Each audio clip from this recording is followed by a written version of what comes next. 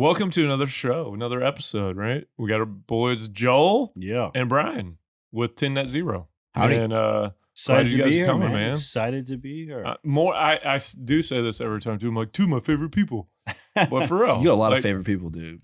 And honestly, but it's true. They're all like clients, too, now. So it's like, yeah, this is great. I get to hang out with my boys. You're and work with legally them. obligated. I get to charge them to talk to me. This whole Dude, thing's what kind of better friends you got than that? This whole thing's a shill for Justin's legal practice. I know. Martin Legal Group. Let's keep this short, shall we? Yeah. No, the clock's running.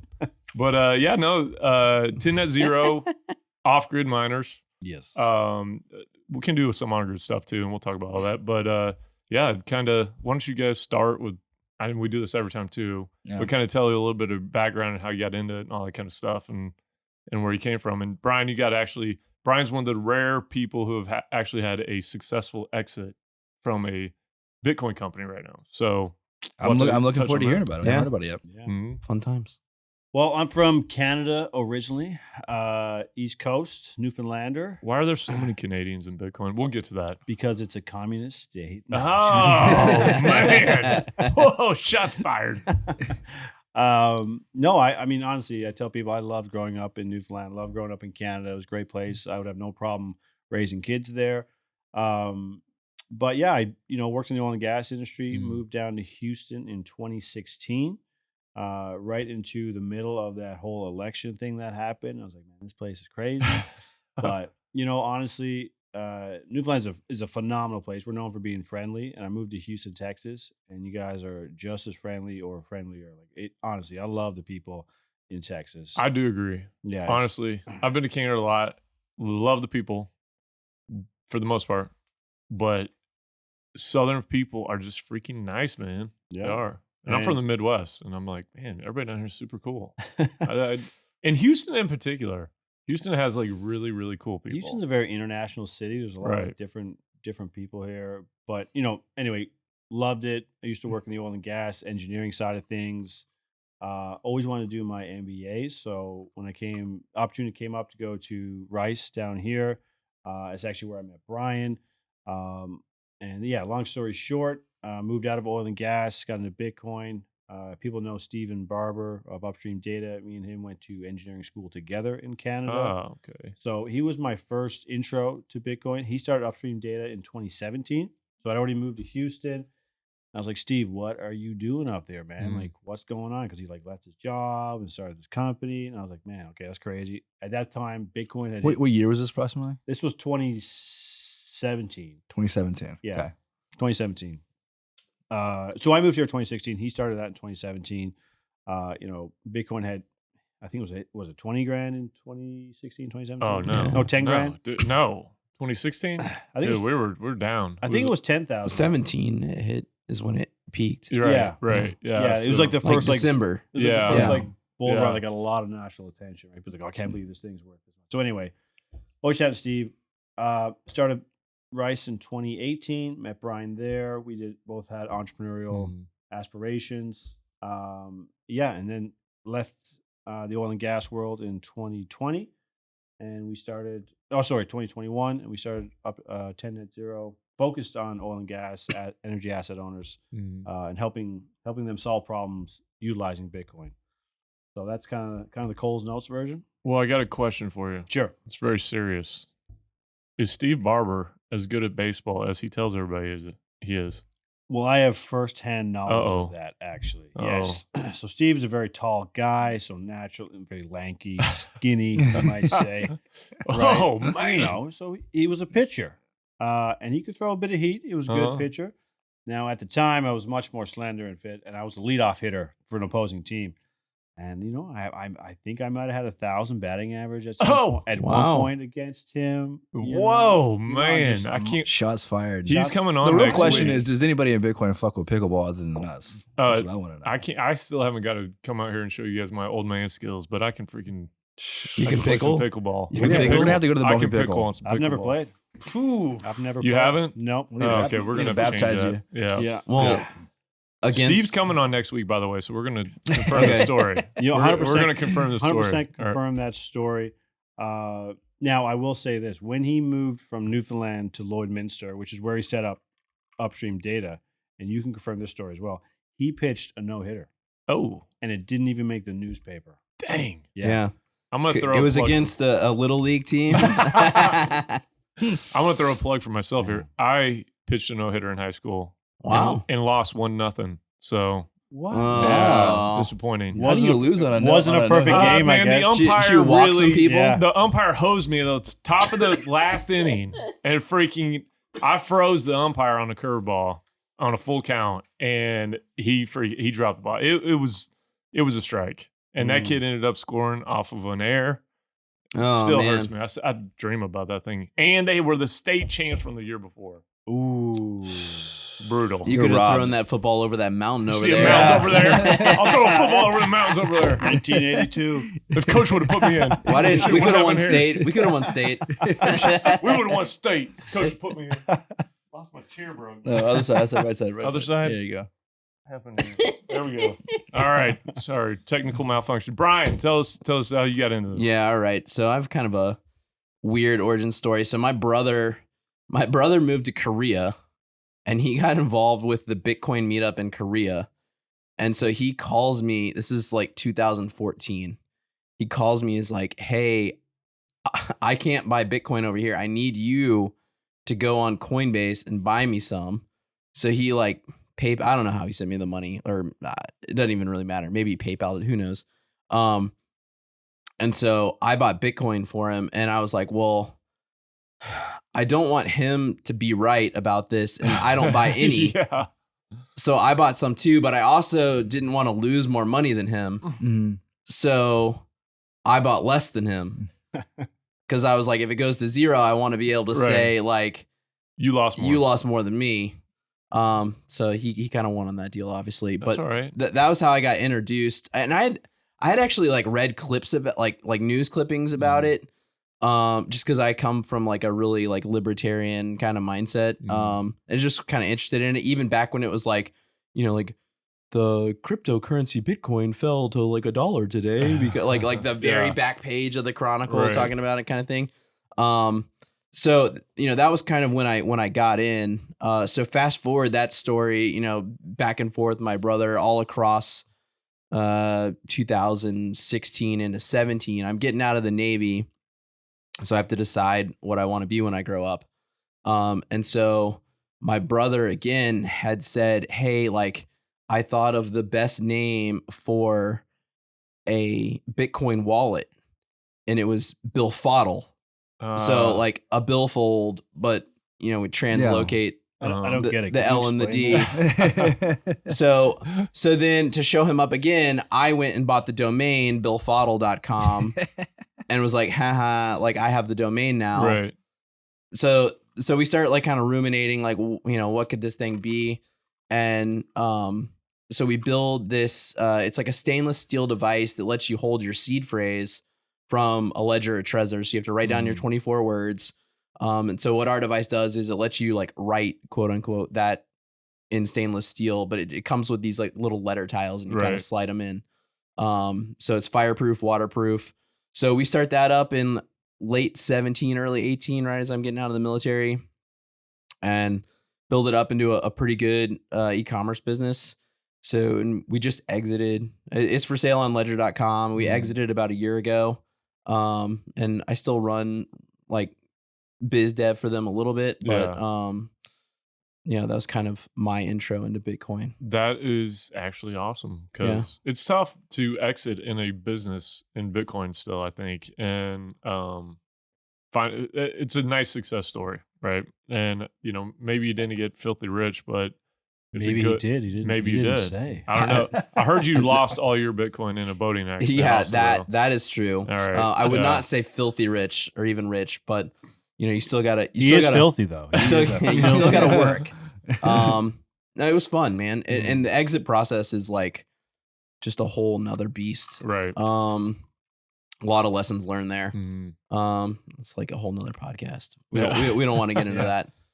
So, and this is part of the origin story of 10 Net Zero. So, I come from the oil and gas side. I've got Steve talking to my one ear. We end up going on a entrepreneurial type trek through the Rice University Rice Alliance. and we go to basically Silicon Valley. It was UC Davis / Sacramento. Yeah. With a field trip down to Silicon Valley there in San Francisco. And we went to Coinbase. I think Ripple Yeah. was on there. Ripple, huh? I still have no idea. That place what is they fucking do. empty. Nobody knows what Really? they did, but it's It was- provocative. There was like one person. biggest people going. They gave us a presentation. I was like, Bryan, what are they talking about? It was weird, man. It was. It was real weird. But We we had had this Russian girl like smoking, but like she was giving the present. I think like that was her job. It's just Yeah. like give the presentations to anyone who wants to visit. And then they have like, honestly, it was a space about as big as like your office here. Yeah. And I think I saw her and like 3 other people milling about. And I was asking her, I was like, and this is in downtown Yeah. high rise San Francisco. Like fucking it's can we check us? Oh yeah. Oh no! Oh no. We're gonna have to bleep that one out. Like super expensive office building, obviously. And I was just like, there's no one here. This is like, it's what I expected, but it was also just kind of like eerie and unnerving. So anyway. they kept the lean startup to it. Yeah, extra lean. Yeah, except for the office space. So we ended up sharing a hotel room, and then we became really good buddies and started Oh, talking about tell us about good that. buddies. Exactly. So I was cold. Oh man! So You said you wouldn't tell about that. yeah, shoot. That's our secret. And we just, we started talking about Bitcoin, all that kind of fun stuff. And we realized that we're trying to solve the same problem because Bryan was thinking large scale, always Right. waste energy. Maybe we can go so big. I was thinking smaller scale because of what Steve was doing. And at the end of the day, we went through basically an accelerator through the Rice Alliance called, what's it called? Spark. No, it was called No? Ideal Launch. Oh, that's right. And we just did a bunch of customer interviewing, marketplace, intelligence and stuff. We realized, okay, well, this is a huge problem on the oil and gas side, the decentralized nature of flares. So that's kind of where we stuck our pin. We're like, okay, we're going to service this market with Bitcoin, with the idea of solving problems for oil and gas companies, energy asset owners first, Yeah. and using Bitcoin as a tool to do that, as opposed to a Bitcoin model being go find the cheapest energy you can, i.e., take advantage of oil and gas Right. companies and Yeah. build a mine. Yeah. So who are the ideal kind of companies that you guys are looking to partner with? Like what kind of oil and gas companies? Yeah, great question. So we kind of divvy them up into 2 groups. You have the large companies. Their focus tends to be on the emissions reduction side, like they don't want to have flares. Yeah. And then you have the smaller companies, anything that's not a huge company. They're much more interested in the monetary cash flow aspect of it, Yeah. right? So we can talk on both sides of that. It's like if you have a wasted energy stream, okay, we'll come on. We'll give you a price for your gas that's actually tied to Bitcoin, so you can share in the upside, which people really like. Or we can talk about the the flare mitigation emissions aspects of it. But a lot of the bigger side is anyone can do that Yeah. side. But it's really trying to solve a problem for them. What's your actual problem? Yeah. And let's just solve the problem. Who cares how you do it? Right. And then keep Bitcoin as the tool that does it. But Yeah. and we've actually had a lot of success that way in talking to people and showing them what Bitcoin is, how it works, how it's not Right. scary. It's like, listen, it's just energy arbitrage. That's all we're doing. Right, The same right. thing you're doing, right? It's just a different commodity. It's just electricity. That's all we're doing. And Have you felt like you've adjusted your pitch to them from the time you started to the time now? I know I have tremendously, but curious to hear how you guys are pitching it. yeah, no, 100%. Yeah, no. Yeah, bro, talk in the microphone. Sorry. Sorry. You keep There wanting you to, go. I know the whole hotel story, but you keep trying to sit on Brian's lap over here, man. There we go. There you go. Yeah, no, 100%. It's you go in there, and I use an analogy.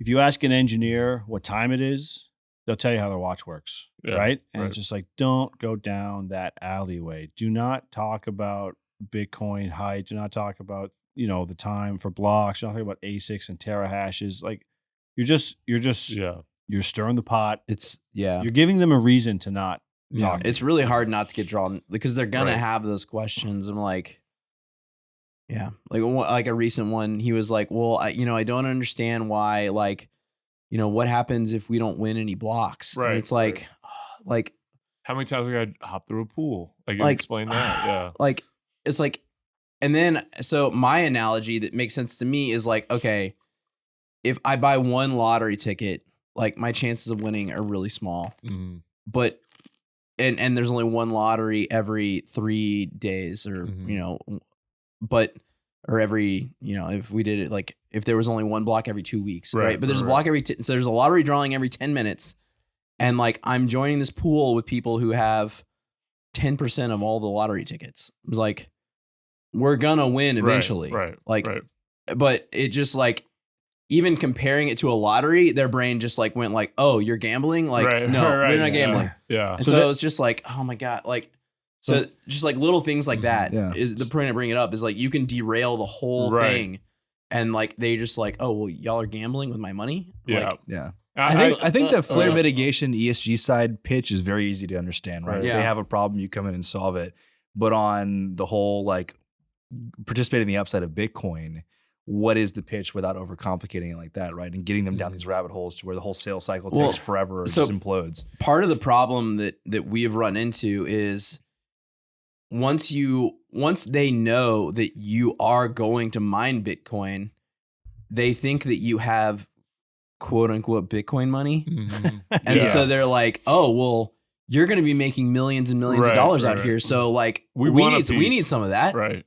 I was like, well, one, you didn't want any of that a minute ago because it was too risky. So now you want all the upside. We want it without any risk. Yeah, whatsoever. yeah. I want all this crazy upside with no risk. And so like, that's kind of hard too. Is like, so I think like one of our strategy shifts is going to be like, at least for partially, like owning some of the, like going out and finding assets that are stranded. Right. And then before we're not even bringing Bitcoin into the equation here, is like, hey, I'll just buy that from you for liability plus the P&A plus $5,000 or, you know, whatever, like some nominal amount. They're like, oh yeah, sure. Take it. Right. Yeah. And I've noticed too that, you can tell when you go in, and well, maybe not right when you go in, but after you've started that conversation of like, which direction are these guys going to go? Because I have had some oil and gas companies where they do want to dig in. They want to understand, like, how are you making money on this? Yeah. And while they still don't want to deal with the risk of putting capital towards a project that they don't fully understand or it's kind of outside. You think for them, it's just like, do we drill a well or do we do this? Right. If you're not the owner of the company, which is kind of like my next question is like, where do you guys have the most success? Because if it's one level down, a lot of people are probably like culturally probably not going to put their job on the line. It's like the safe bet is go drill another well. Yeah, 100%. And drilling wells is not really safe, but if you're saying like that's the safe bet, they've already signed up for that risk. Yeah. They know that risk. It's their core business. They understand that risk. Right. Presumably. And, They clearly they build a draft. They get so wrapped up in like the complications of this, of understanding, but it's like, man, it's because it's engineering driven industry. Right. Yeah. But from a standpoint of like operational difficulty, this is nothing compared to what they do on a daily basis. Compared to putting like go drill a well in the Gulf of Mexico, or hook up a generator to your flare stack. Drilling in 10,000 feet of water. Yeah, like, and then turning that 90 degrees. You're like, what? Like, this is crazy. Yeah. Really, when you think so about it. to answer your question a little bit better, when we see success, when we're talking to the higher ups, I'll call them the gray hairs of the organization, is staying away from Bitcoin and talking about energy arbitrage and like, listen, this is just another market.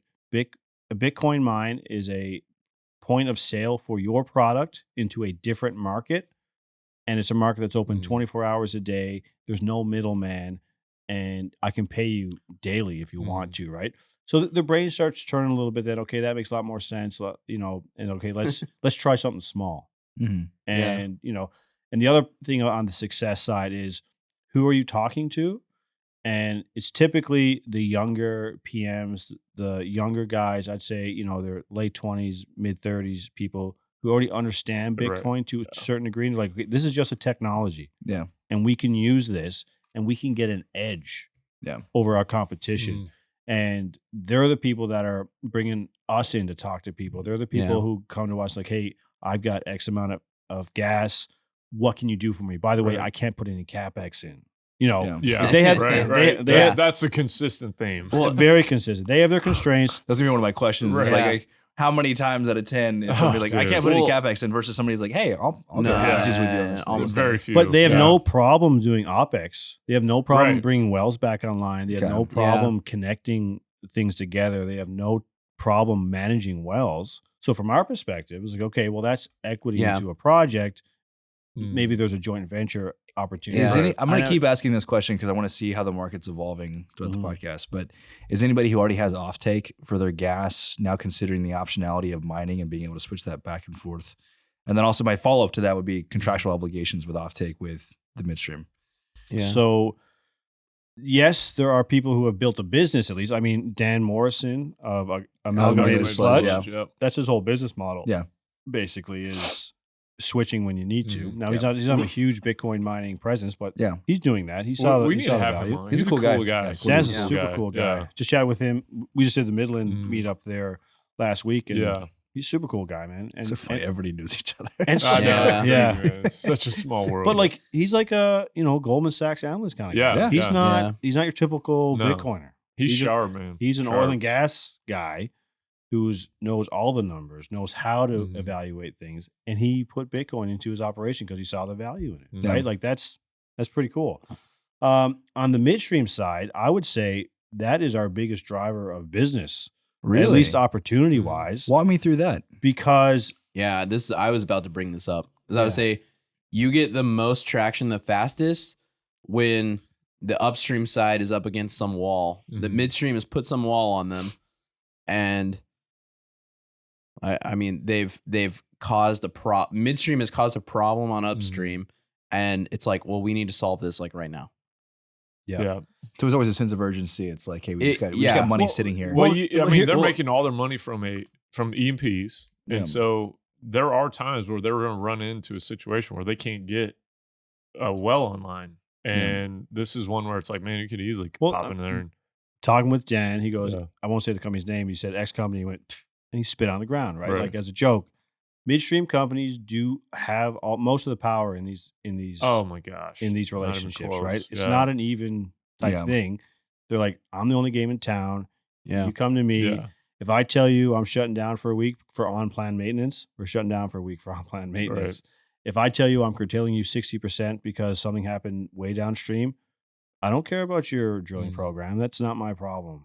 Like honestly, like that's the kind of that makes sense. I mean, Gagliardi's built a whole business on consulting and things like that, right? Yeah. Have you seen those? So when we say that from an opportunity standpoint, it's mostly a problem from a midstream perspective. Yeah. And they're like, what are my options? What can I do? And Bitcoin is a midstream option. It's not your traditional one, but it's a no CapEx solution for a lot of these people. They just they can just sell their gas like they were before, and they can still produce their oil. Like oil is the revenue for most of these people, right? Like that's what they want. If they get shut in, then they got to flare. And a lot of bigger companies have said, we're not going to flare, or we're going to reduce our flaring significantly by 2030 or 2030 or 2025.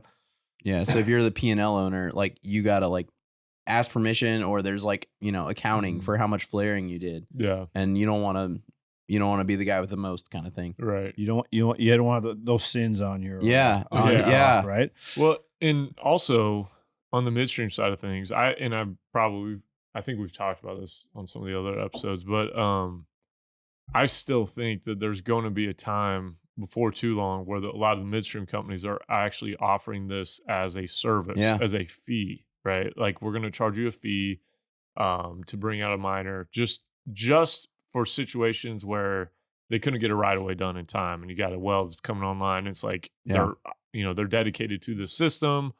Midstream company wants to provide some type of service so that the operator's not shut in for like 3 months while they're waiting on a pipeline.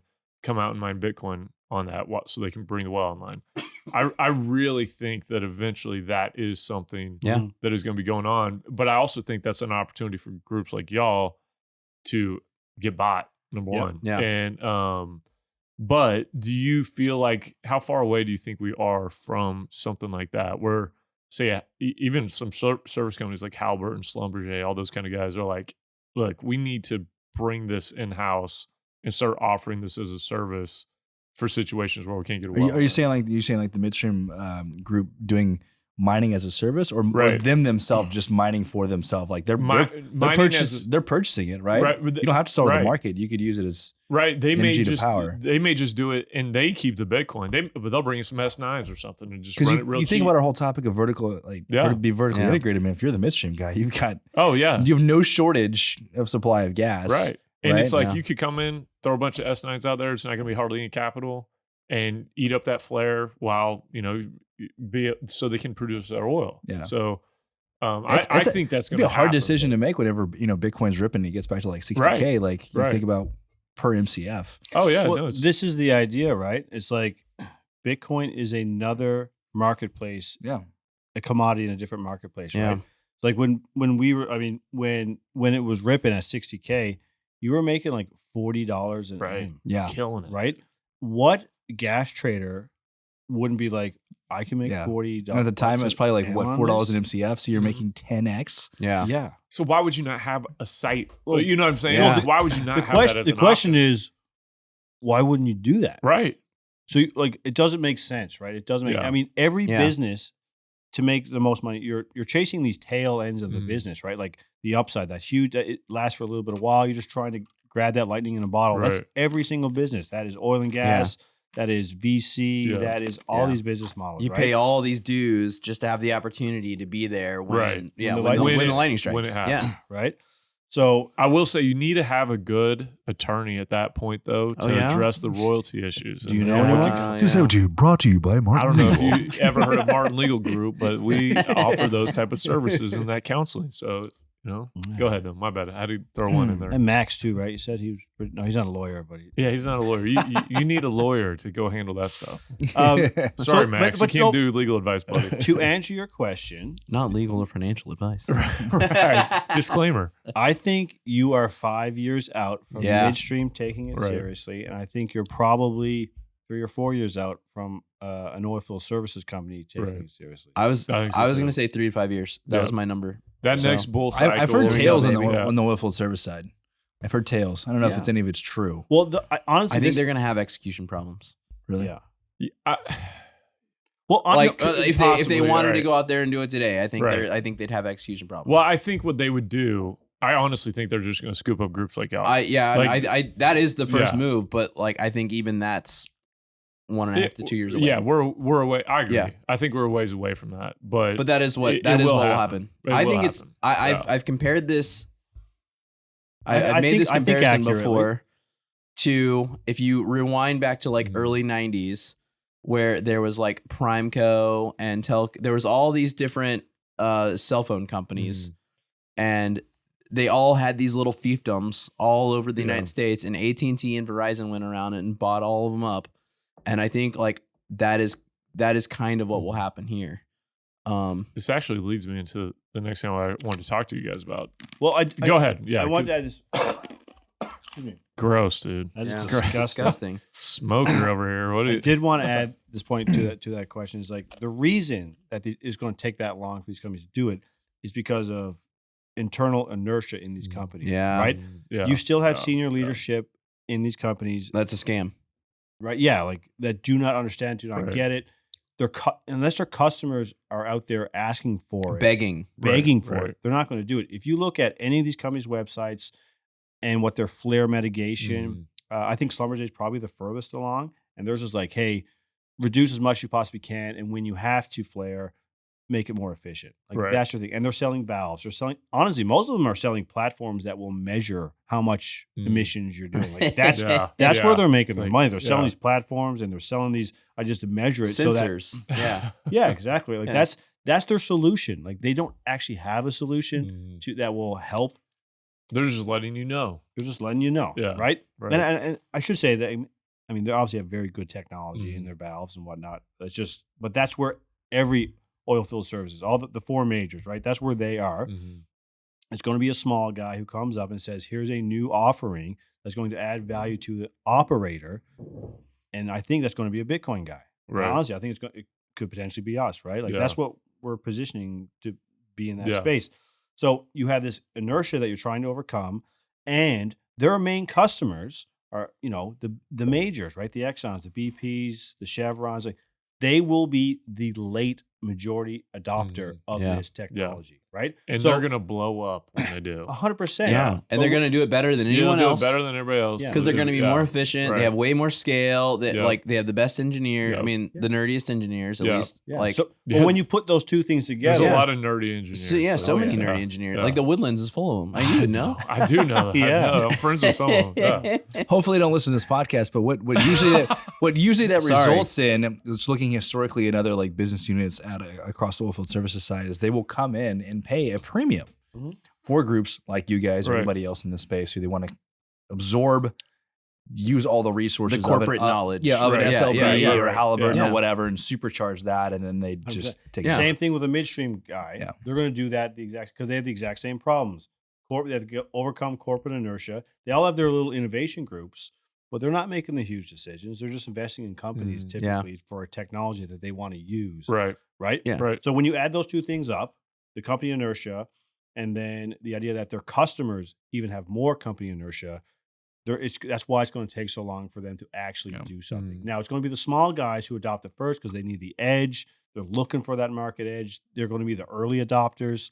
And they're the ones that, that's typically who we're doing business with right now. Yeah. Right? Like you talk to anybody, you talk to the guys out in Midland, you talk to, the Giga guys, they're not, so it's those the people that they're making deals with. Well, and so mining requires a lot of uptime, right? And that area that I think is the one that people struggle with, where I think the midstreams will step in, are these non-routine flaring. Yeah. Right. And so, because that's the vast majority of the flare in the U.S. is non-routine flaring. Like people, they hear the numbers like, oh man, the amount of flare gas that's going on in the U.S., you could run the Bitcoin network 4 times over.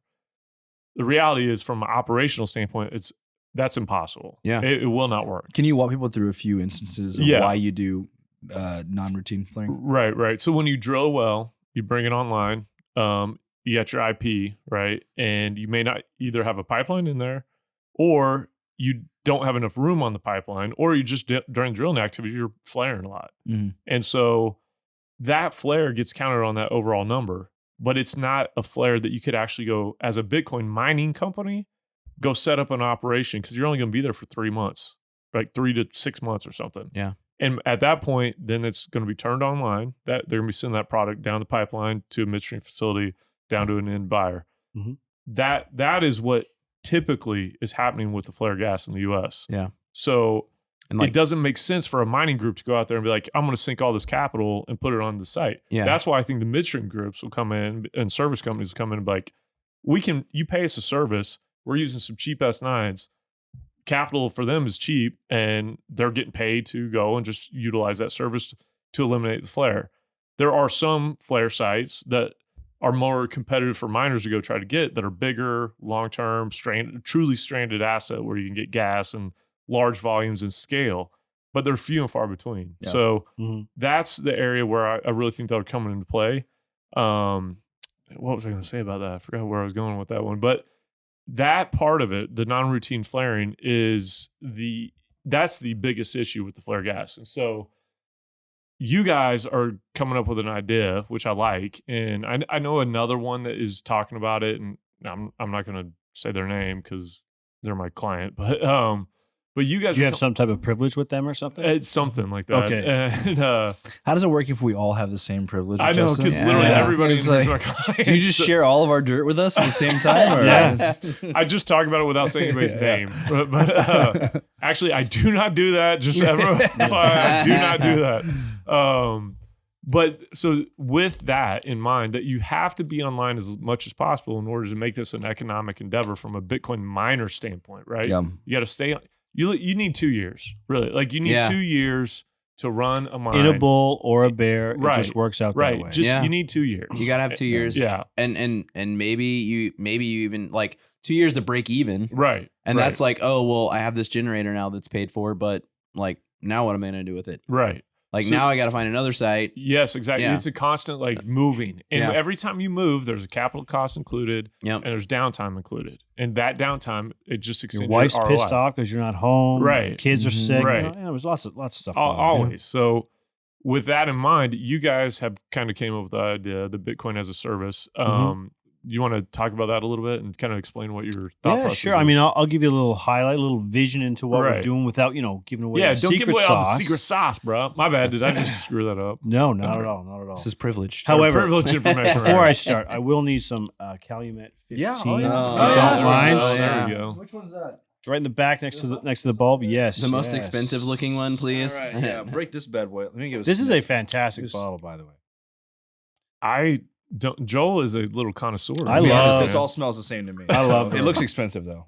Go for it. Good. 15-year-old. I mean, Look at that, it's a good age statement. That was probably a good good gift from somebody. So thank you to whoever got it Nifty for us. gifty. Yeah. Delicious.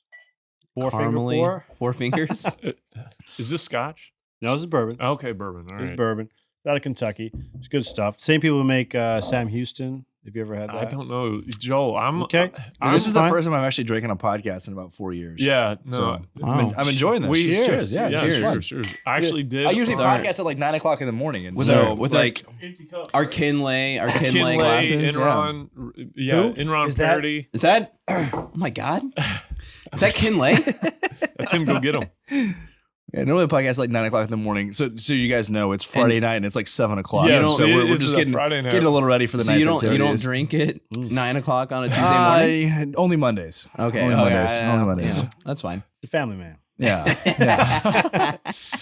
Yeah. So the idea of Bitcoin for a service. And actually, Bitcoin for a service. No, Bitcoin as a service. Okay, so I had it right. And when Steve comes on, Uh-huh. when you ever get him on from Upstream Data, he'll talk about this a little Mhm. bit too, because I think he has a very similar perspective. But Again, just to recap, I was setting the table because of that downtime issue. 'Cause this is where I think this is so valuable. yeah, the downtime issue, right? Traditional Bitcoin mining business models are get cheap energy and run as much as you possibly can, Mhm. and Longest term. longest term, 3-5 years. If you can run for 5 years, great. Maybe you have to upgrade your machines in between that time, but that's the business model.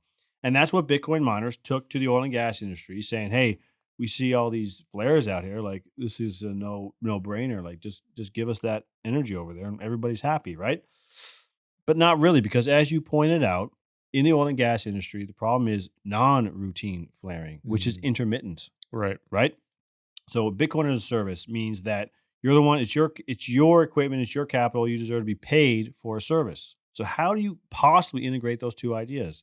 And I think we've come up with something that would work, is like, if a company, especially a company who says we're not going to flare at all, Mhm.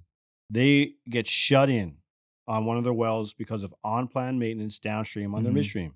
They're going to be shut in for a month, maybe 2 months, right? Something like that. Or maybe it's a drilling operation and there's no infrastructure there and they know they're going to have gas for 6 months, right? Maybe it's something like that. And they've committed to the market. We are going to capture 99% of methane, something like that. Like, these are their drivers, Mhm. right? You come in with your Bitcoin mining, your gen sets, you say, you will pay me X amount of dollars for me to take care of your excess gas problem. I will dispose of it. I will do it on a gas purchase agreement, so that now, this is a big thing, there's no scope 1 and there's no scope 2 emissions on that site or that operator, because it's a point of custody to me or our company. It's our scope 1, scope 2 emissions, not theirs. They like that. We will take your sins. We will take your And sins. put them upon My us. son, Right. my son, Baptize we will yourself in wear the your sins of the oil and gas company. Yeah.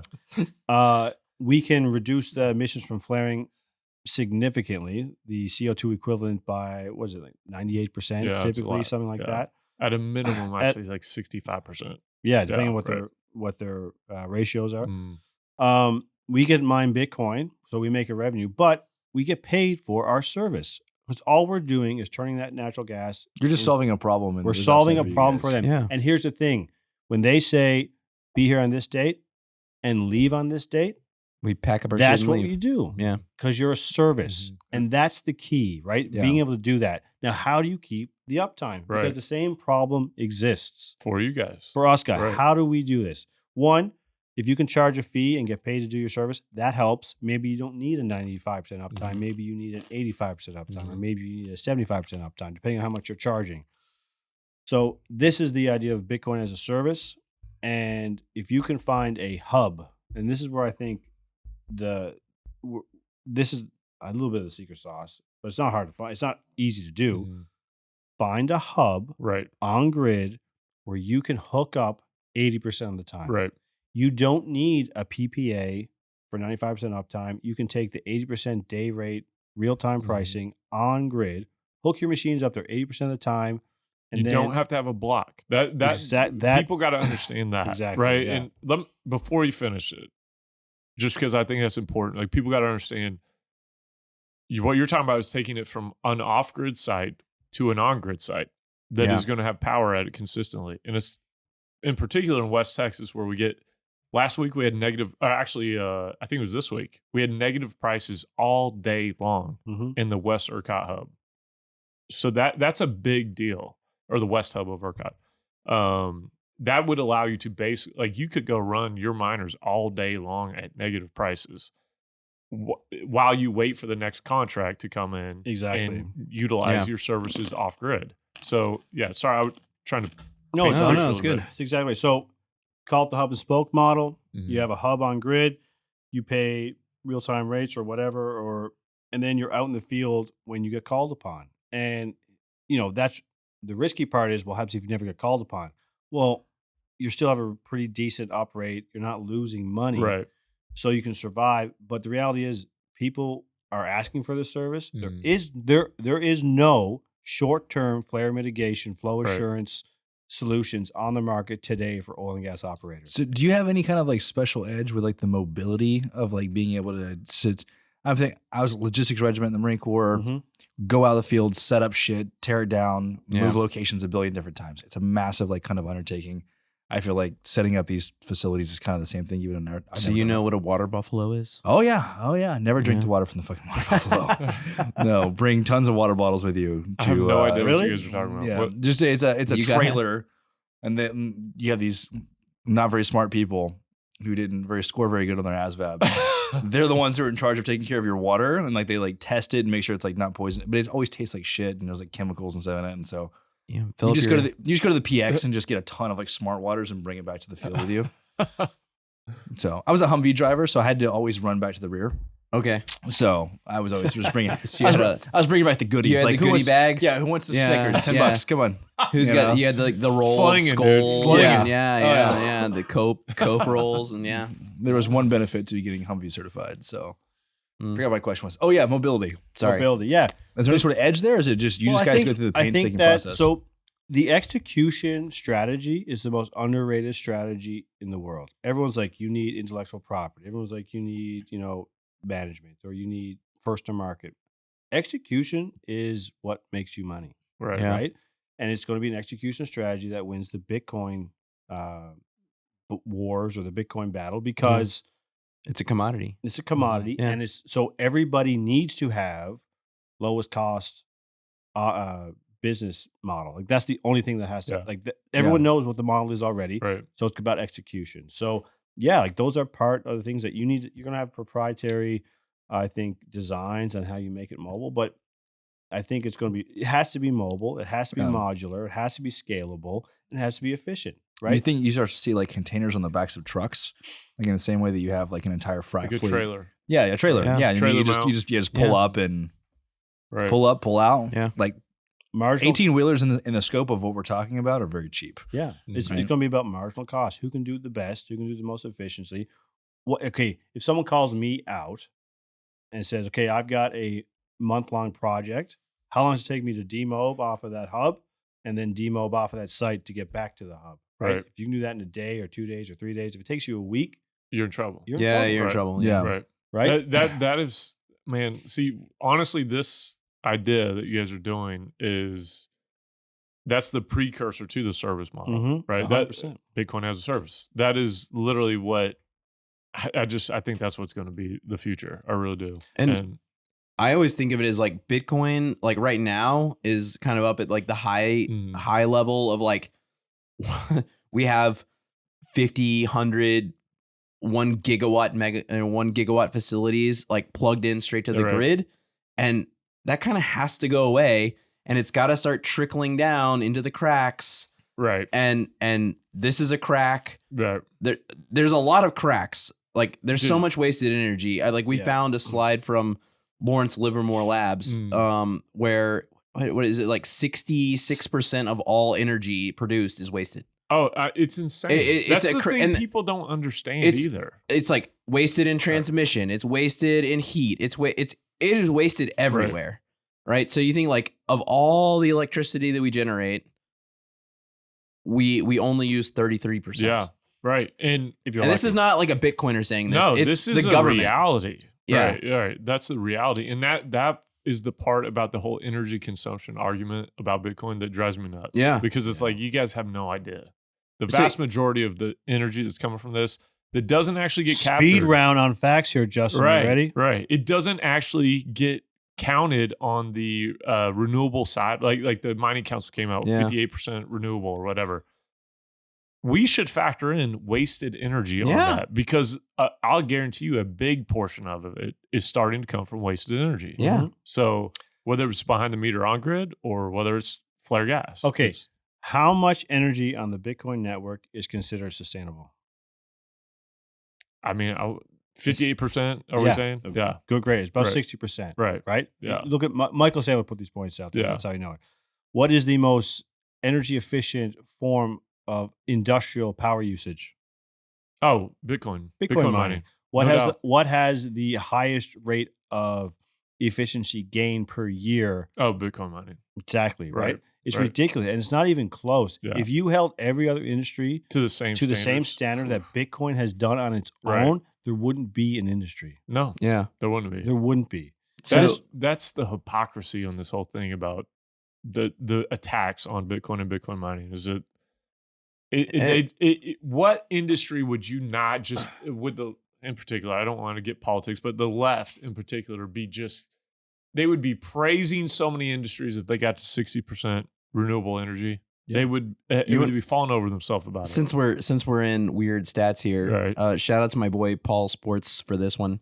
Is his name really Paul Sports? Yeah, it's spelled really strange. He is like the most nerdy guy I think I've ever met, but he's a cool dude. He's like nerd cool. Cool. Yeah. Hey, cool nerds. Hey, first of all, there wouldn't be Bitcoin if it wasn't for cool nerds. That is true. So cheers to the cool nerds. Cool nerds. Yeah, that's fair. There we go. All right. So Paul, I love you. He'll never hear this, but I'll send it to him anyway. How do you know he'll never hear this? Maybe Paul might be. All right. He might be one of our 11 listeners. I'm sorry. Man. I apologize. I'm used to being on my podcast, and I'm very we're extremely self-deprecating on our podcast. Oh, I am too. Don't worry. So I apologize. That was out of turn. Thanks, bro. There's millions of people listening, and I love millions all of them. Millions are listening right now, aren't they, Jake? So Europe. So this is a million listener podcast. Millions of brain cells. So the US runs power 60 hertz, right? Europe. Rome. No. Europe runs their power on 50 hertz. Right. There is, theoretically speaking, 60 hertz is the ideal. You should run it like it is proven with real math. 60 hertz is what you should run it at. They continue running theirs at 50 hertz because inertia. They'd have to change too much shit. Yeah, you'd have to reshape the whole grid, right? They lose, I think it's like 15 to 20% of not even transmission loss, but just just because even if you were shipping it next door, just because it's at 50 hertz.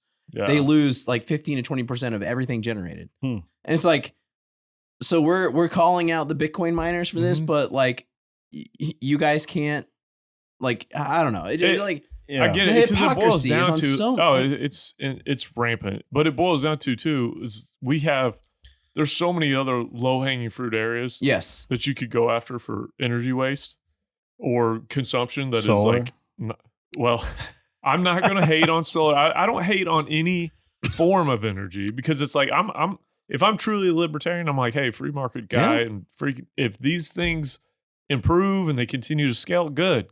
I'm all for more forms of energy maximalist, right? But let us not forget how much capital was torched in the shale revolution this last time. Right. How much? 200 billion. 200 billion. Can I hit you with a quick stat? Yeah.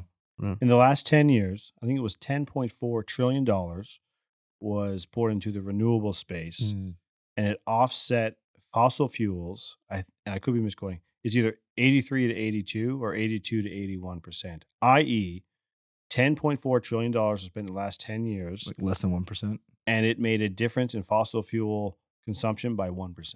Yeah, it's crazy. Yeah. Like, I agree. I get all that. What my point is that we are better off if we have more diverse. Agreed. That is true. 100%. Right. So I'm like, look, I'm fine with you guys trying to improve it, but the reality is you got to have intellectual honesty in this whole conversation. Yeah. Like, we're not at a point or anywhere remotely close. I think it's just being pragmatic about your approach to how we produce energy in the world. Yeah. Right. And also be honest about the realities of what you're doing. Don't call it clean versus dirty. That's bullshit. It's not true. So go look at what they do when they're mining lithium or cobalt and all that. Yeah, it's like, this is insane. When I was in Midland, someone called oil and natural gas organic. right. Like that makes it's true. It's like every part of the definition is very much organic. Yeah. But to your point, what you're talking about, and I think this is where Bitcoin and oil and gas need to come together, right? Mm. It's like oil and gas, fossil fuels is being vilified. Right. Even though they are the best producers of energy, most the cleanest, efficient. They are the most safety conscious. The things that oil and gas have done for the world, like you talked about standing, most transportable. Mm-hmm. You talk about that's the other thing. It's like easily, not even close. It's like we worry about like quality there being of energy life. here instead of there, and we're losing in transmission. It's like, well, you could put it on a truck, right? If it was, we can take if it was gas, you could put it on a truck down to South or Texas. a pipeline, right? Yeah. We can move it where it's needed to go. Like easily. Bitcoiners will say, this is how great we are, but oil and like anyone who shits on oil and gas. Like you talk about joking around, like sitting on the shoulders of giants and spitting on their feet. Like you have no idea. Yeah. Like they even do it within without 100 years, right. what amazing prosperity and human safety and quality of life. Oil and gas has produced for the world. Right. And the people who did it have overcome the most amazing technical challenges to do it. And they get shit on every single day to the point where kids do not want to go into the industry. I saw in Calgary one petroleum engineer, and I can't remember what University of Calgary or something like that.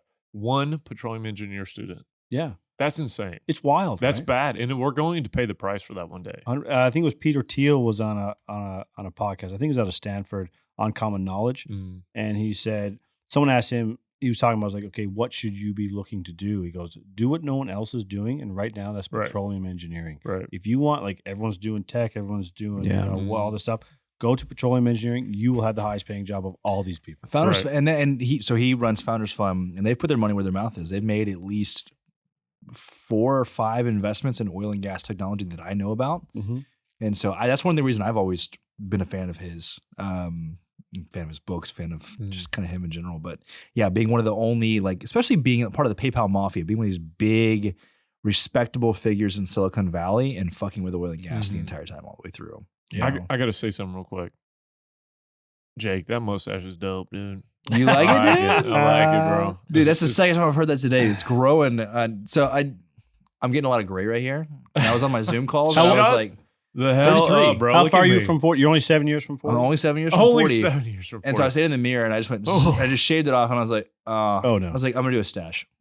So I tried to keep a straight face coming in. So we do our stand-up meetings every morning at 9. And I was the last one to walk in strategically. And it was like, let's just see what kind of laugh we get. I was trying to keep a poker face and I walked in and I couldn't hold it together. Everybody just burst out laughing. They were like, what the fuck happened to you?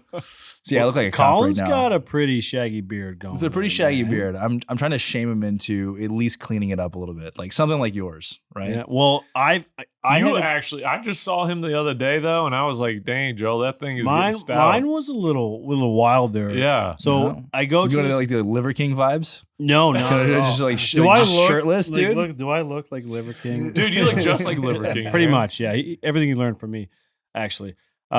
I'm going to give this guy a shout out because I think he's phenomenal. He's just about to start his own business too. His name is Steven, and he was actually at Floyd's 99 in the Heights. But as a guy, maybe you guys know this, maybe you don't, or you feel the same way. I did not trust hairdressers. I did not trust barbers. Every time I went to a place, I got my haircut and it sucked, or it was terrible, or they did a great one time and I got a new one. Like, it just hated it. I found this guy, and he's fucking legit, man. He's really good. He loves what he does, and he's phenomenal. And I've been going to him for probably maybe a year or so, and like religiously. And I'll go every like I let my hair grow out and I let my beard grow out every 3 months. He does my beard up nice. He does my hair up nice to the point my wife is like, "Wow, your hair actually looks nice, dude." And I'm just like, "There you go. He's the bee's knees." Hey, man. Go ahead and give him a shout out so we can get a sponsor on. I want to Vinnies Barbershop. You guys clean me up nice. Yeah, I've been to Vinnies. Oh, have you been to Vinnies? I think I've been to Vinnies. Oh, yeah. It sounds familiar. But I've not clean shaven in 8 years. Dude, there's no telling what's under there. Since I got out of the Marines, I said I've not touched an actual razor with like shaving. This is the closest that I accidentally cut too close one time when I was doing my own beard. My wife was like, and so I cut it to that length. Yeah. She goes, "What are you doing? You look ridiculous." And she's like, "You don't even look like you." Like it's like honestly, it's like Colin did show up fucking clean shaven one day. I remember and I could not look at him. We were in a meeting and I was just like, I could not make eye contact because it was so weird. It was like a crime had been committed, and you're like, yeah, I'm like, I can't. Bad for him. You can't look. You're like, you can't look. So maybe the stash is here to stay. Yeah, man. I just feel like it was very Bitcoin of me. Do you know what? You don't see that many people like sporting a strong, stout stash only. I did have back in the day, about 14, 15, I had the curly stash. 14 or 15? You were 14 or 15? No. I was like, holy cow. In 2014, 2015, I did. But it went with the beard. I had a beard. It was the longest beard I ever had. And then I had a curly mustache at the same time. But it didn't last. It didn't last very long. Mine, I call it the Bandito because I have a little empty spot. Oh, yeah. And it grows in real nice and faint in here. So like we could do I can't do it as Western. Like if we were like cowboy days, like I could see all you. Well, guys. I mean, you've got the attire covered pretty much. Man. Oh yeah, you got the I smoke like peyote attire. Clint Eastwood Serape. Yeah, man, I got Make the my day. Yeah, thing, man, right? like, yeah, I'm all down for that. Speaking of that, I'm gonna give you guys a little. Wait, look at this. Oh yeah. Oh, there you go. All right. Yeah. I guess everybody who's listening to this podcast will hear this as well. But we shot a commercial for Empower using Gideon. Oh, nice. And it's like old school, like Western style. It's gonna be pretty funny. Okay. It's Gideon, a horse, and a ranch, and he also flew a helicopter in. God love him. And so we just had to capture footage of that. Who do you think is the biggest baller in Bitcoin? Like that, you know, the biggest ball. What do you mean by baller? Yeah, how do you define baller? Yeah, how do you define that? How do you define baller? I would define it. Okay, I'll tell you, Gideon is one of my favorites. Like Gideon and but I feel like there's a is, connotation of baller where it's like you're like kind of braggadocious, and he's not. Yeah, no, he's not. He's not. No. He's the most salt of the earth realest guy you've ever met. I don't think baller necessarily means that. I wouldn't necessarily say you're braggadocious. Mm-hmm. I don't know who I would answer though. Yeah, like charisma from a charisma standpoint. No, gotta be Gideon, dude. But that's not what I'm talking about. I'm like, who do you think like walks the walk, talks the talk, walks in a room? People are like, look at that fucking guy. Like that guy. Who do you think? It's probably Justin. Justin? Appreciate it, bro. You must be going to some pretty small rooms. I gotta gas him man up, you know? Heat. Thanks, buddy. I gotta gas him up, you know? Thanks. Oh man. I got you, dude. I appreciate it's it, bro. you. I'd like All your day, every mustache day. too all day. I mean, I don't think my network is particularly large. So like there's a couple people that I know. Like I think Marty Bent's one of those guys. I think Barbara's one of those guys. And I think Gideon is like the guy. I'd agree with all three of those. Yeah. Like, yeah. I saw Marty last week and he's got that charisma, even though he's a quiet dude. You know what I mean? He's just like, he's a quiet dude that commands a presence without having to say a whole lot, which is awesome. I love that. You know what's cool? Barber, I freaking love Barber. Yeah. He's one of my favorite people, not just Bitcoin, but like he's just one of my favorite dudes.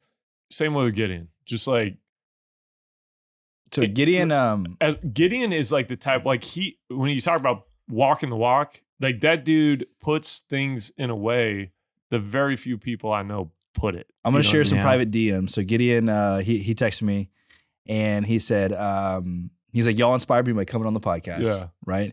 He said, God put me on this earth to reject any narrative that doesn't elevate human prosperity. See that? God, I love that. Right. And I was like, fuck, I love that. He was the guy who I first heard that Bitcoin is property rights enshrined in code. Right? Gideon walks the walk. Like he what he says is what he believes. There's no bullshit around him. Now, and I love that. Yeah. I think what's important about it is like he's free to do that, right? Like he can't do that. I think Marty's got to a point where like he's like, I'm free from this shit too. Marty came through this is no knock, right? But Marty, and I don't know his backstory a whole lot, but like, I feel like he completely established himself like without a whole lot of help. Like he came and just did it. Yeah. And that's awesome. Like I really admire that. Marty's crushing, man. Yeah. He's a real dude. So we sponsored his Bill Fottle, my company, sponsored a couple of his like newsletters. It's like the Daily Bint or something. Yeah. But it didn't get traction, didn't meet any ROI or whatever. But like 2 or 3 years later, it was Miami this last year at Bitcoin. Was that 2022? Yeah, Bitcoin 22. And he was like up on the stage, like doing the interviews or whatever. And so I just waited and I was like, oh, hey, Marty. And he was like, yo, what's up, man? Like he like remembered me and everything. So, anyway, he's a real dude. I met him at, he came up to one of the Houston Bitcoin meetups. We were chatting or whatever. And I said, I was like, Brian's my business partner. He goes, oh, Bryan, man, I love those guys. He was talking about you and your brother. Yeah. Like, he remembered you. Yeah. From the trenches back He's in the day. He's a real dude, man. He's a real dude. Yeah. Yeah. I also like Parker a lot. Yeah. Like, the more we drink, we're just all broing out. Man, I just love that guy. I know, man. But Parker is the hardest working man in Bitcoin. Dude, in my opinion. What is Parker doing now? Everything. He does everything, in my opinion. Like, I saw the notification that he left on Unchained, and I was like, well, what is he doing? I'm curious. Dude, a lot of people wonder what all of Bitcoin people are doing. He's on the board of Unchained, right? But he's not actively in like a business development role. Oh, okay, yeah. But he still comes to the Bitcoin meetups. He's still doing that. That's what I'm saying. I don't think Parker, if you're listening, I'm not talking shit. We haven't talked. I don't know what you're doing now. He's coming on. Empowering. I will say this too. There's another guy in Houston who's I think extraordinary. Honestly, he's underrated, but is Mario.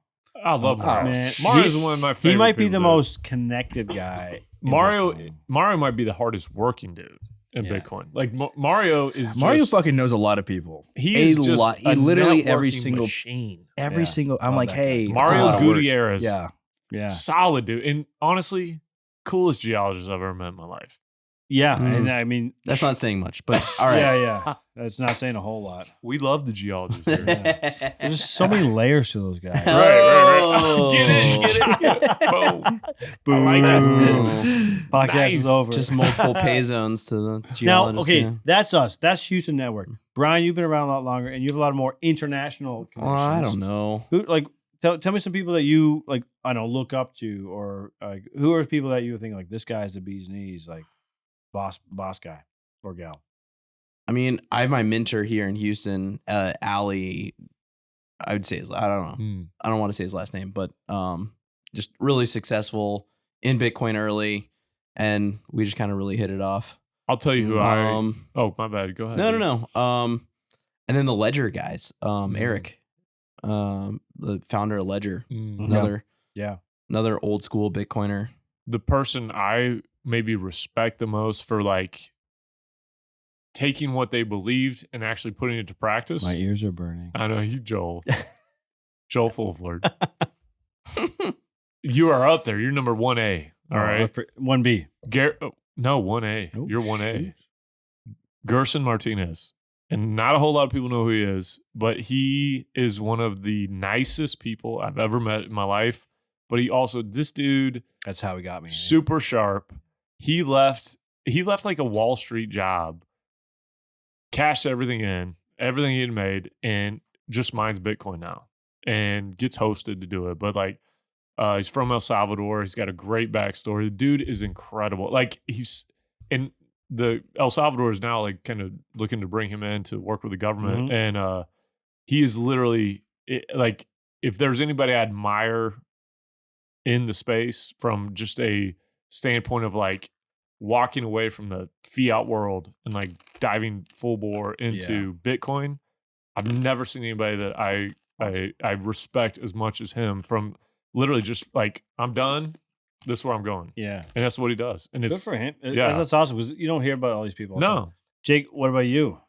You've been. I think honestly, I'm gonna be. I mean, this is super shitty and not trying to just like suck y'all's dicks or anything, but like. You guys, especially like this core group that made Empower last year. So if people don't know, like, we did the Empower event. We did it last year. We had 1,200 people show up. But that started off as, so we had the Crusoe guys on the podcast. on Oil and Gas Startups podcast. And I don't know exactly how things played out, but then we met Mario, and then we met Parker, and then we met you guys, and then we met Olympia Creek guys. So Griffin and Ivan, and then we met Gideon, and it just like Empower was supposed to be a backyard barbecue in this parking lot, right? Wow. With like 200 Crazy, people. man. That was what it was supposed to be. And then it turned into what it ultimately became. And it was a very strong premier core group Bitcoin event of the freaking century.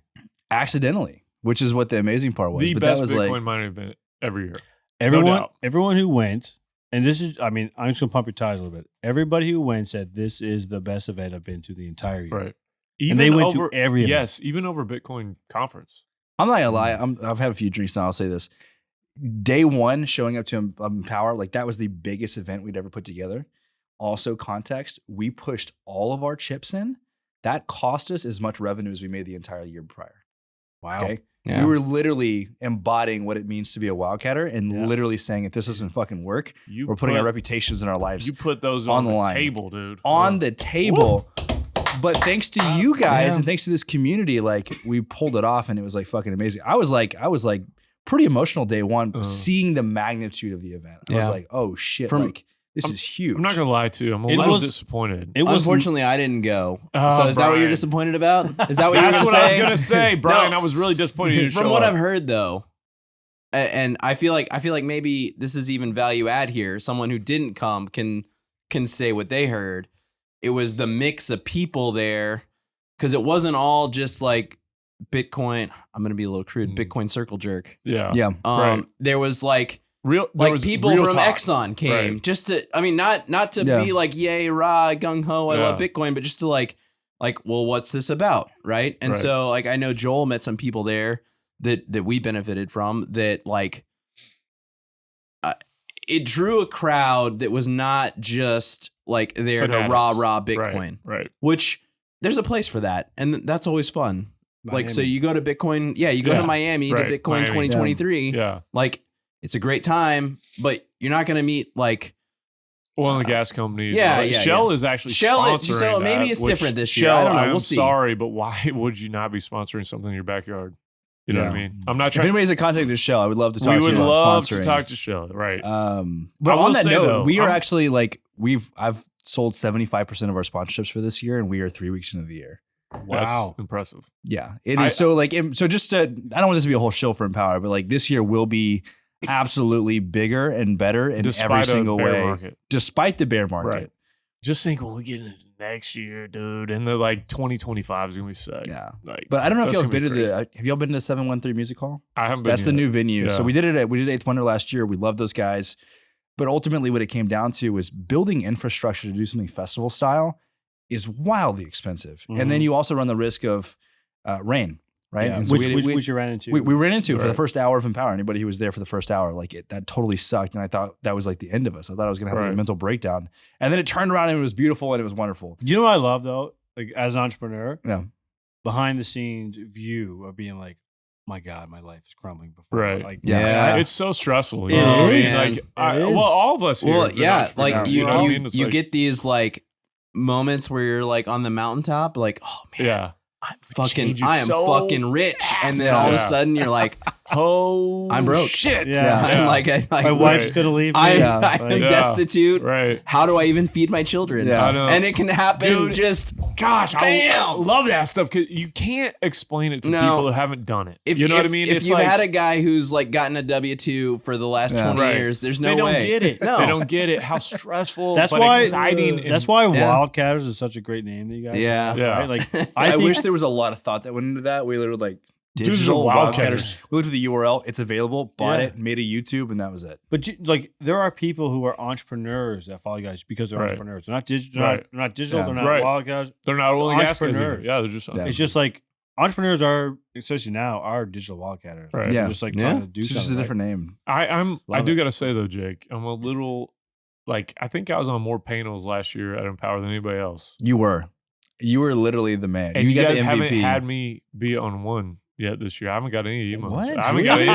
haven't got asked to Wow. speak on anything. I think Julie everybody- asked earlier. She was like, "Well, we can maybe put you on one." I was like, "Are you for real?" I can get like a few. All right, I'm gonna slide you in. Come on, man. I thought you were a workhorse that was worked out. I'm ready, dude. I'm ready to go. You remember those giant Beetle statues? He's not a workhorse who's worked out. He's a stud horse that's just ready to go, baby. I'm ready to go. All right, Justin's moderating every single panel for Empower. Remember those Beetle statues? Oh yeah, just make one of Justin. It's like behind the stage, like just holding it. Right? But anyways, this venue. So it's the premier new venue in the Post. The Post was the 100-year-old post office. How'd you find it? I'd heard about it. So the Post they dumped a ton of money into. They totally renovated this place. Like and the Houston Post? Yeah, the Houston Post. The now derelict. Yeah. Okay. Yeah. So no post office things are happening there. They've got a food hall. They've got 713 Music Hall, and it's the newest music venue. And so it's super dope. We don't have to worry about rain. It elevates the experience. When you walk in, you feel like you're in like a music venue on the Death Star. You're like, oh my God, this is dope. Excitement it's and modern. terror. It's like ambient lighting everywhere. We're still gonna have an outdoor section with like equipment and stuff. So like Giga and Upstream and those guys can bring their stuff out. Yeah. Speaking of space, I actually wrote excited. a Bitcoin song, and I should have brought my guitar Joel, to I'm so play it. disappointed. Do you Why want to did play you the not do Bitcoin? that? I want to hear this Bitcoin song, and if it's good, maybe you play it on the stage at Empower. Oh, wow. I like I want to make you that offer that right is now. pressure. Content king Hey, over I here. play I and like sing that. too, so I'll join you. Woo. I'll play with you. I'll play the man. bongos. Is it an acoustic song? Voice of an angel. Yeah, There's a room 100%. for bongos in the background. It's to the tune of "Rockin' the Free World" by okay. Neil Young. Sorry, I mean, do you want? You would definitely No, play. you should not. You should not divulge now. Don't spoil it. okay. Don't Yeah, spoil it. no. This is a Empower only type of. power only Yeah. exclusive release. Right, Oh. right. So Well, I if you mean- want to hear Joel sing this song, the Bitcoin song, Right. come to Empower. Yeah. I mean, my saving grace is no one heard the other act at Empower because everyone was like drinking. So We're I already could just get wasted. on this one. And be I was like, actually thinking about doing the Jimi Hendrix national Oh, anthem okay. on Ooh, stage. Star Wow. I've Spangled been Banner. wanting to do that for a while, and I'm like, this is the most dope music perfect video. time. Yeah. Yeah. I don't know if I'm gonna have a musical career after this. Do so, it. Like, I might as well just do this. Yeah, You you, know- gotta no, go it- for it. If I have Do it. any advice, do it Stevie Ray Vaughan style, just to get the Texas crowd. in Okay. a little That's- bit more. Okay. Mm. Yeah. That's the way I get it. Okay. Not I'm only gonna change my is dimension up a Joel- little bit. You got a a couple whiskey weeks. connoisseur. He's a music connoisseur over here. I like it. I like Actually, it. do you know what? I got introduced. So I went to Alberta for a while. Alberta is the Texas of Canada, Right. or as they would say, Texas is the Alberta of the U.S. Yeah, That's sure. Yeah, that's that- ridiculous. that's Never bullshit, say but that okay. again. No, Get 100 out of here. No, Yeah. no, 100%. Do you know how you tell? It's like when there was the mad cow disease, where did the beef go? It's like they stopped the Canadian beef. That U.S. beef was all over the place. So shout out to I don't know what the shout hell out he's to talking about. Alberta. No, the boys are great. But I was up there. My uncle gave me a 1995 Fender Stratocaster, Oh, nice. candy apple red with a matching headstock, maple fretboard. He bought it in Houston at some trip because he was an oil and gas guy. Yeah. He was a geologist, I think, geophysicist. But he gave it to me for my birthday one year, and I played that thing fucking flat out. And I got a Stevie Ray Vaughan Strap. guitar strap. Yeah, Oh, that's nice. sick, dude. And then here I am in Houston all these years later, Yeah. playing guitar, Slinging Bitcoin. and it's just like, kind of full Full circle. a circle, little buddy. bit, Yeah, there you know? go. I like it. All right. Except I am nowhere close. I'm not that good at guitar. You're But I'm as trying. good, if not better, than Stevie Ray. I think is Yes, what. but I yeah. will never get into That's a what we heard. helicopter in my Yeah. That's life. the rumor. Oh, you're a Oh, helicopter pilot. yeah. Shit. Yeah, Poor- you're a poor Stevie helicopter Ray. pilot? I am. Yeah. Dude, I flew in helicopters in El Salvador over some volcanoes. Wow. Do what we need One of is the now that coolest Gideon, things I've so ever Gideon done. flies helicopters, you fly helicopters. We should do something. I ride in helicopters. Chicken with dual We need to do helicopters. chickens, That's yeah. what we need to Is do. there any way you get two Blackhawks off the base? Yeah, let's You go. know, a couple hours. Yeah. Dude, you look like a pilot now. Look at this guy over here. I like You it. just put this I together just 3 put it hours together. later. 3 Bryan, hours later, yep, I just realized it. It's like, You brought in over here Tom Cruise. I like Yeah. it, dude. how do Justin you know, has been hitting the peyote all this Yeah, I time. know, sorry. How do you know someone's a pilot? Well, they'll tell you. Yeah. Oh, the vegan pilot. Yeah. Pickleball, CrossFitter. Yeah. A CrossFit, bro. Brian, wait, there's one thing about Brian, his experience that he did, because he told me about this and he said you still dream about it a little bit. It was like your training that you had to do. Oh, you're talking about SEER school? Yeah. Ooh, serious. I have I've a heard about nightmare SEER about it. So someone was talking about, was it you at the bar? Did you before? do SEER training? Yeah. Damn, bro. So Joel was saying that like him or one of his buddies had some like the dream where it's like you haven't done the one thing right. And so you're not going to graduate, or you're not going to do this, you're not going to do that. Well, I have a theory now that it's just whatever the most stressful thing in your life was, because my dream is SEER school. And they come to me. Dude, that's funny. They come to me and they say, hey, like, we look through your fold, like your jacket, right? And like, you don't have a SEER school certificate anymore. So you have to go back. Oof. And I'm like, well, then I quit because I'm not going back. So fuck you. Dude, that's crazy you say that, because honestly, I have like some recurring dreams about law school. Yeah. See? I really do. It's like, whatever the most like stressful. Can I throw this out there? Have you heard of imposter syndrome? I suffer from that so bad. Dude, I'm pretty sure I'm Don Draper. Like, I got some serious imposter syndrome. Yeah. No, I'm honestly, constantly waiting for it. In Bitcoin in particular, I think people are like, man, there's no way that, we can do this. Or right. that, Right. Yeah. Yeah, you're right. It's just that it's just such a growing industry. Right. It's like, Yeah. Well, you're actually on the cutting edge of stuff, right, and you just don't know it. Yeah. Or like, you're actually not that far off from an oil and gas guy. Like, people just like, there's no way I can do this. Like, they're gonna find out I can't do it. It's like, no. Yeah. Entrepreneur, figure it out. You're like just as good as this guy. In fact, you're probably better than this guy or gal over here. It's almost like if you don't doubt yourself, there's something wrong with you. You know what I mean? Like, if you are an entrepreneur and you don't doubt yourself sometimes, there's something wrong with you. Like, you have to doubt yourself at some point, because it's so stressful. Yeah. You know what I mean? You're a sociopath right. if you don't. Is there a differentiation between doubting yourself or doubting what you were doing at the time? Right. Yeah. I would put Maybe. those together, right? You know what I mean? It's like, am I too early? Am I too late? What did I do? Like, how did I get to this point? I've doubted ideas. I've doubted strategies. So I've been on this entrepreneurial I've doubted journey people for 10 years now. There's only been a handful of times where I feel like I'm like really, really low, where I look at myself and I'm like, I'm doubting myself. Right. It's usually I'm doubting what I'm doing, but I think I've always had this, I don't know, intrinsic kind of motivation to where it's like, I know that as long as I put my head to this, I'm going to figure this problem out. I want to start getting into some weird stuff right here. If we don't stop, because we start having some drinks, and I could probably smoke a little bit or something, but go on. If you don't feel that ever, right? Like you're not an entrepreneur. You're not.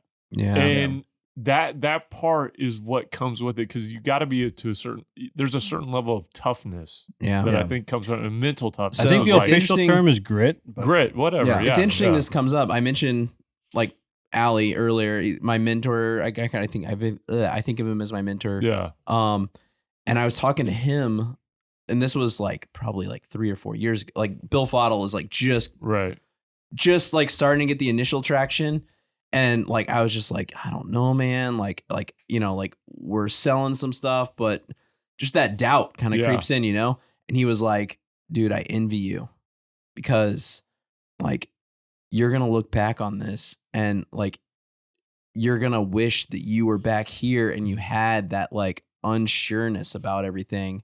And like, you're like, your vision is unclear. Right. And it was really like weird, because like, obviously at the time you're like, I'm fucking scared. Yeah. Like the road is unsure. Dude. It is terrifying. Like, how am I going to feed my kids on the line? You got so many things that go into like, but he was kind of right. He's totally right. He's totally like, dude, it's exciting. We're all dying.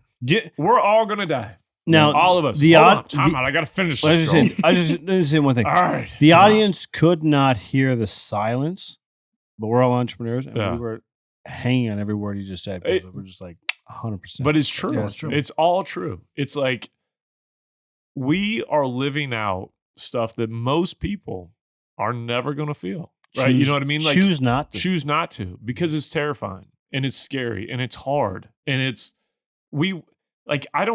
I don't work on my own because I get more time or because I get more freedom.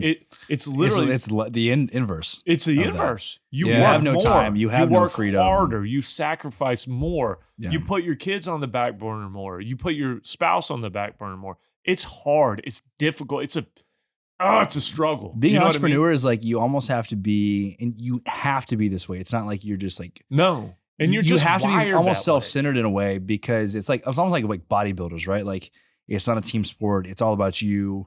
everything else is totally secondary to achieving your goal. And entrepreneurship is like no different because there's long periods of time. Right.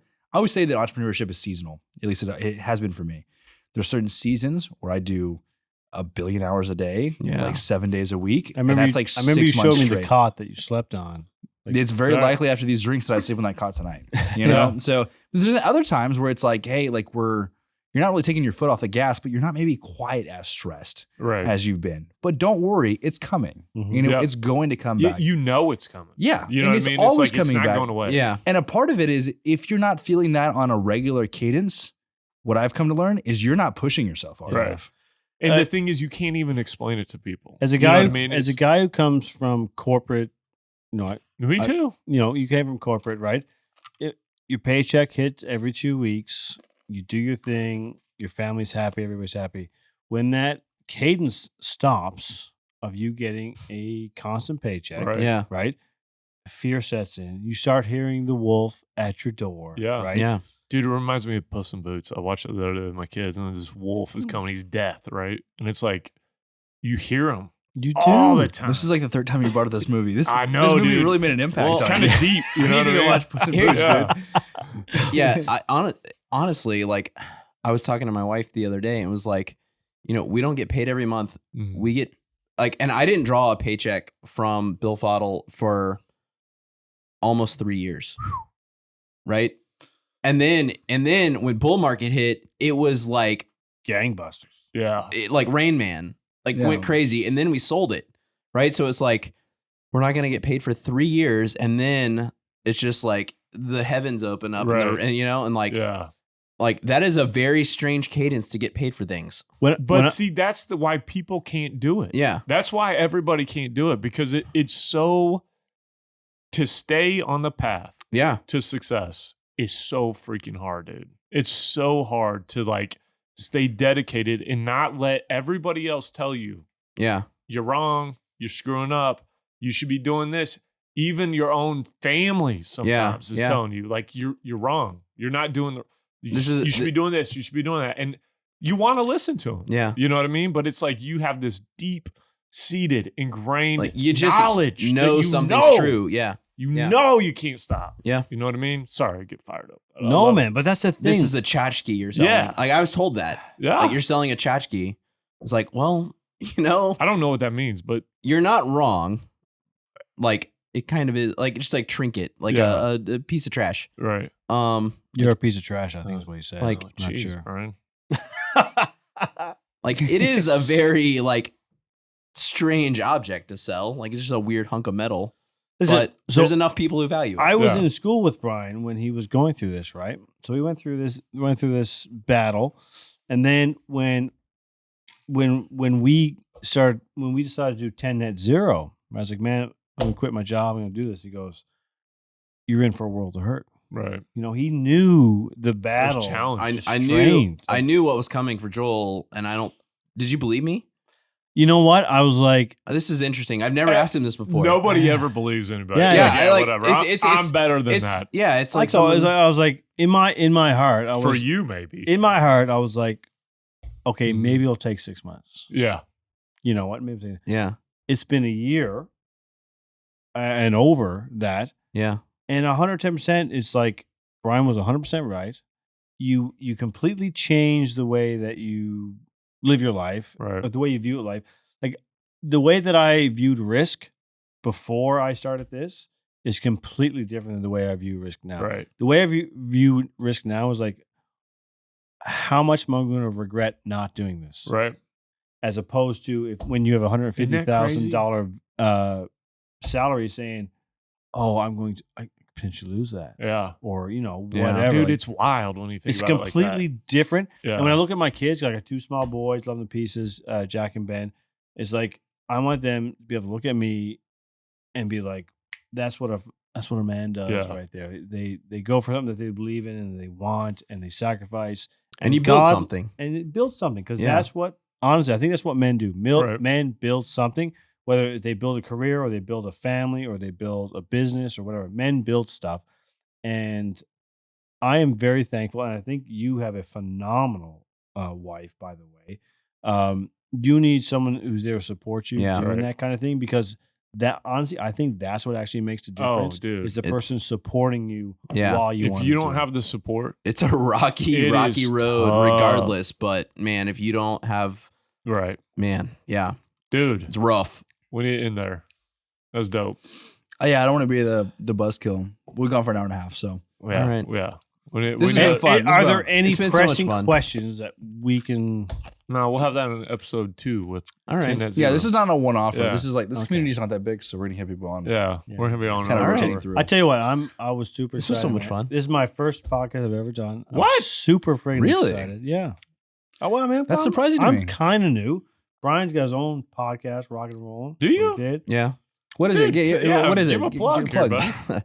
Unhashed podcast, unhashedpodcast.com. Okay. Yeah. We're more on the tech side. Yeah, So, and we haven't put an episode out yet. Nerds. Super nerds.